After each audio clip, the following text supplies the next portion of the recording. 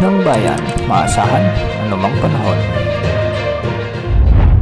Magandang gabi po sa ating lahat. Narito ang update sa lagay ng panahon ngayong araw ng Sabado, April 13, 2024 hanggang bukas, April 14, 2024. Ngayong gabi ay asahan na easterlies pa rin o ang mainit na hangin mula sa dagat Pasipiko ang patuloy na makakaapekto sa ating buong bansa. Ito ang magdadala ng mainit o malinsaang panahon sa ating buong kapuluan, ngunit minsan ay magdadala din ng maulap hanggang sa may mga isolated rains sa ilang lugar. Para sa tayan ng panahon ngayon sa Luzon ay asahan ang maliwalas na panahon dahil sa epekto ng easterlies, subalit may mga ilang bahagi ng Luzon na magiging maulap at minsan ay may mga pagkidlat pagkulog dahil sa mga localized thunderstorms, particular sa may Ilocos Region, Rizal, Quezon Province.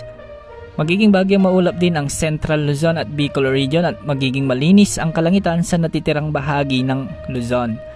Sa Visayas, malinis naman ang mga kalangitan sa halos buong rehiyon at magiging malinsangan pa rin ang panahon na mararanasan. Ngunit may mga isolated rains lang sa may Capiz, Aklan, Negros, Samar at Leyte.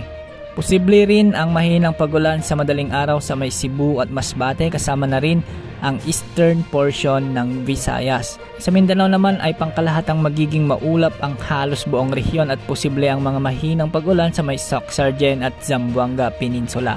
Posible rin ang mahinang pagambon sa madaling araw sa may Surigao del Norte at Surigao del Sur. Samantala, ang cloud cluster naman na minomonitor natin ay unti-unti nang nalulusaw ayon ito sa latest satellite animation na nakikita natin. Kung sakali mang mapanatili nito ang kasalikuyang forma niya, posibleng lumapit ito sa dulong bahagi ng Mindanao at posibleng magpaulan sa ilang lugar sa mga susunod na araw. Wala rin tayong nakatas na gale warning sa ngayon sa alinmang karagatang sakop ng ating bansa, kaya malayang makapamamalaot ang mga sasakyang pandagat.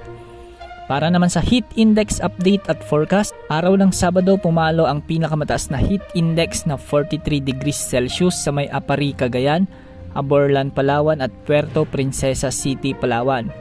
Bukas naman araw ng Linggo, posibleng pumalo muli sa 43 degrees Celsius ang pinakamataas na may tatalang heat index sa may Puerto Princesa City at Aborlan, Palawan.